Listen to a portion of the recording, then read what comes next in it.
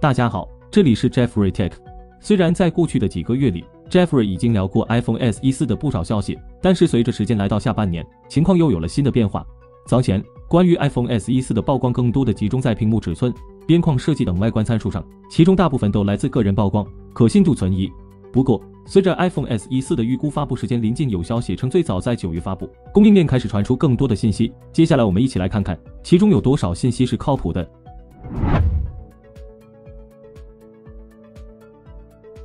此次曝光的信息中，有不少都是之前已经确定的，比如 iPhone SE 4将采用 OLED 屏幕，支持 Face ID 等。这也意味着苹果最后的小尺寸 iPhone 和 LCD 屏幕将随着 iPhone SE 3的停产而彻底与大家告别。据悉 ，iPhone SE 4的 OLED 屏幕尺寸目前已经确定为 6.1 英寸，与 iPhone 14、15等同，而且将会直接采用 iPhone 13的同款直角边框。这也意味着除了摄像头不同外 ，iPhone SE 4在外观上与 iPhone 13基本相同。早前泄露的 iPhone SE 4设计图显示其将采用单摄设计，但与之前普遍猜测的1200万像素 IMX503 传感器不同的是，最新消息显示 iPhone SE 4将采用4800万像素的摄像头。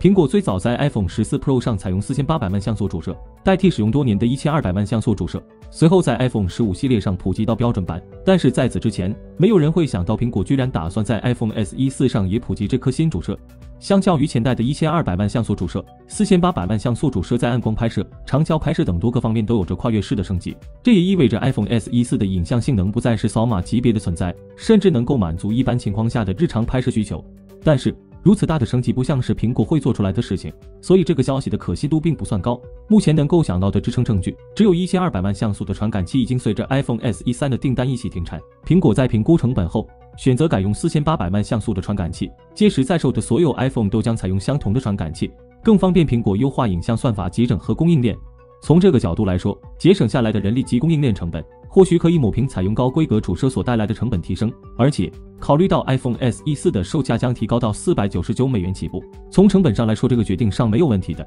唯一的疑问是，苹果真的会让 iPhone SE 4拥有如此高的影像性能，进而影响到 iPhone 14、15的销量吗？除了影像性能比预料的提高了许多之外，另一个消息则是 iPhone SE 4将采用 A18 处理器。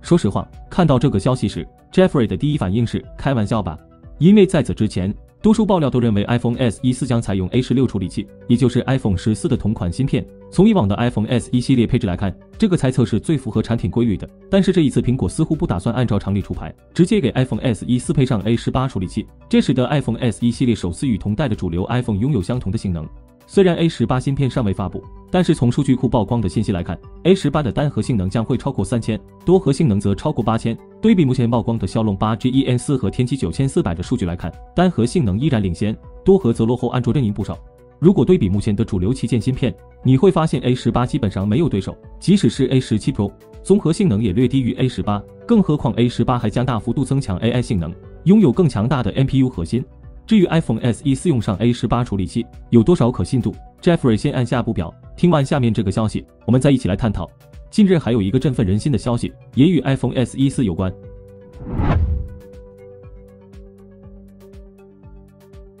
据知名分析师郭明基近日透露，苹果可能会在2025年推出2款搭载自家 5G 芯片的 iPhone 机型，其中一款是第4代 iPhone SE， 预计会在2025年第1季度发布，另一款则是全新设计的超薄版 iPhone 17，可能会在当年第3季度亮相。听起来是个好消息，对吧？但是各位果粉可别高兴太早。首先，这只是传闻，还没有得到官方确认。其次，即便属实，我们也要记住一个重要的事实：苹果今年才刚刚和高通续签了 5G 基带供应协议，一直到2026年。这意味着什么？苹果很可能会采取渐进式的策略，先在少数机型上尝试使用自家的 5G 芯片，然后再慢慢扩展到其他型号。毕竟，高通在 5G 技术方面积累了多年的经验，苹果想要一下子赶超并不容易。那么现在让我们来看一下 iPhone SE 4目前的配置 ：A18 芯片加4800万主摄 OLED 屏幕加 Face ID 加 iPhone 14外观加首发苹果 5G 芯片。如果售价真是$499，那么现在就可以提前宣布，这是最值得买的 iPhone， 甚至直接让 iPhone 14、15的标准版失去购买价值。现在唯一的问题是，苹果真的会拿出这样一款全方位无瑕疵，堪称历年最具性价比的 iPhone 吗？如果是在前几年 ，Jeffrey 肯定会斩钉截铁地说这些爆料有问题，至少芯片不可能是 A18，因为这不符合苹果的市场规划。但是现在我却很难说出绝不可能这样的回答，因为苹果最近2年的举动已经一次又一次地打了我的脸。10年前，苹果的 iPhone 独步手机市场，不管是系统生态还是处理器性能都站在顶峰，周围一个能打的都没有。10年后的今天却大不一样，能够与 iPhone 对垒的手机型号，2只手都数不过来，以至于苹果不得不选择比以往更加激进的优惠策略来维持销量和市场份额。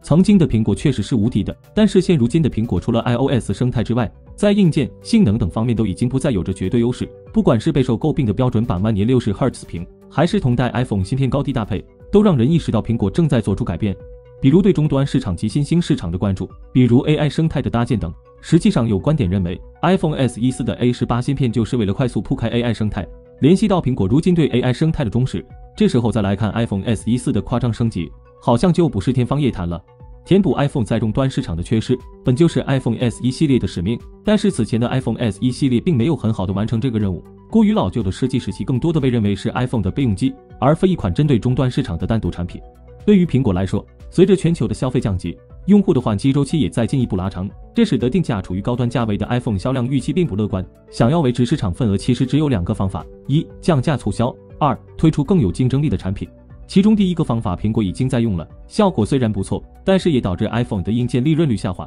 并且直接影响用户的早期购买率。毕竟谁的钱都不是大风刮来的，知道过一段时间就要大降价的话，多数用户都不会再考虑追首发。既然如此，倒不如一开始就推出一款真正具有竞争力且价格定位终端的 iPhone， 然后维持主系列的价格稳定。如此一来，既可以确保主系列的利润率，又可以避免丢失终端市场。这个方案最大的问题在于，如何避免 iPhone SE4 影响到 iPhone 主系列的销量。